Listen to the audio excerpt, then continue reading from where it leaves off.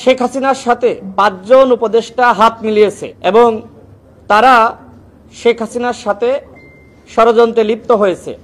ঐক্যমত কমিশনের পক্ষ থেকে আমাদেরকে ডাকা হয় এবং আমরা যতটুকু তাদের কাছ থেকে শুনেছিলাম যে আজকেই চূড়ান্ত সিদ্ধান্ত আসবে।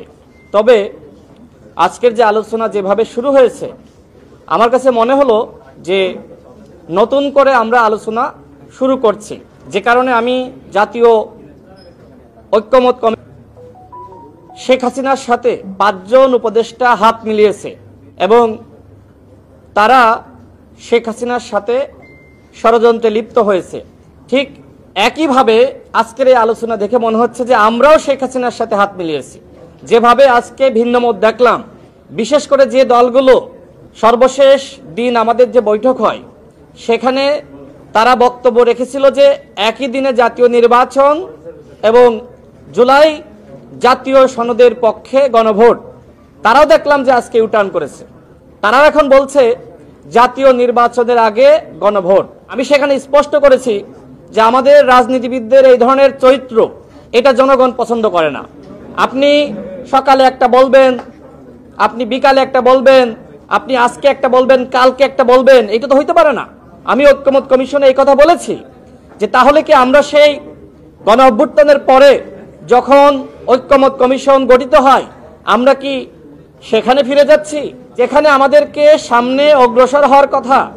সেখানে আজকের আলোচনা দেখে আমার কাছে মনে হয়েছে যে আমরা পিছনে ফিরে যাচ্ছি।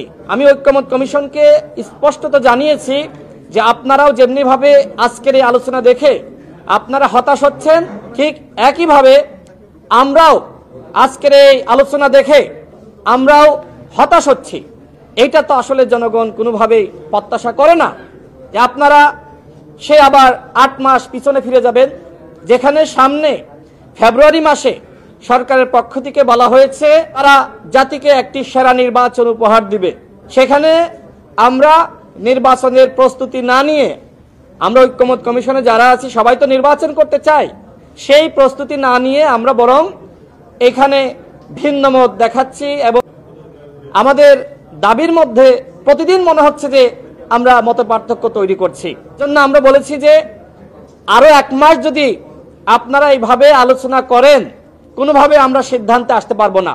আমরা 9টি রাজনৈতিক দল আমরা বসেছিলাম, আলোচনা করেছি। আমরা দেখলাম যে পরবর্তীতে আজকের এই ঐক্যমত কমিশনে তাদের মধ্যে ভিন্ন মত।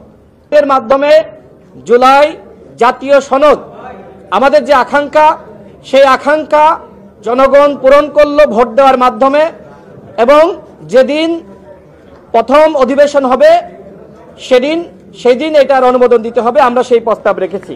এখন আসি নোট অফ ডিসেন্ট, যেটি নিয়ে এখানে আলোচনা হয়েছে। কয়েকটি দল বলেছে যে আমরা যেহেতু রাজনৈতিক ঐক্যমতে পৌঁছেছি সুতরাং গণভোটের প্রয়োজন নাই। তো সেক্ষেত্রে ব্যাখ্যা বিশ্লেষণ দিতে গিয়ে আমিও বলেছি যে আমরা যেহেতু এখানে যারা আলোচনা করছি এই দলগুলো তো নির্বাচনে যাবে, আমরা দলগুলোর প্রতিনিধি, সুতরাং যেহেতু আমরা এই বিষয়গুলোতে রাজনৈতিক ঐক্যমতে পৌঁছেছি তো সেক্ষেত্রে ঐক্যমতে আসা বিষয়গুলো নিয়ে গণভোটে যাওয়ার প্রয়োজন নাই যদি আমরা দলগুলো আন্তরিক থাকি। কিন্তু যেহেতু আমাদের ভিতরে আসলে আস্থা এবং বিশ্বাসের ঘাটতি রয়েছে এবং আগামীতে যারাই ক্ষমতায় আসবে তারা আসলে এই জুলাই জাতীয় সনদ বাস্তবায়ন করবে কিনা এটি নিয়ে অনাস্থা থাকার কারণে এই গণভোটের প্রশ্ন এসেছে। সেই জায়গা থেকে আমরা বলেছি ঠিক আছে, এইটার আইনগত ভিত্তি দেওয়ার জন্য অবশ্যই জুলাই জাতীয় সনদের উপরে একটি গণভোট নিতে হবে, এই প্রস্তাব আমরা করেছি। কিন্তু আসলে যদি আমাদের ভিতরে বোঝাপড়া থাকতো, আস্থা বিশ্বাসের জায়গাটা থাকতো, তাহলে রাজনৈতিক ঐক্যমতের ভিত্তিতে যে বিষয়গুলোতে আমরা ঐক্যমত হয়েছি সেই বিষয়গুলো নিয়ে আসলেই গণভোটের প্রয়োজন হতো না। একমাত্র দলগুলোর মধ্যে অবিশ্বাস অনাস্থা থাকার কারণে আমাদেরকে গণভোটে যেতে হচ্ছে। কিন্তু কিছু নোট অফ ডিসেন্ট আছে।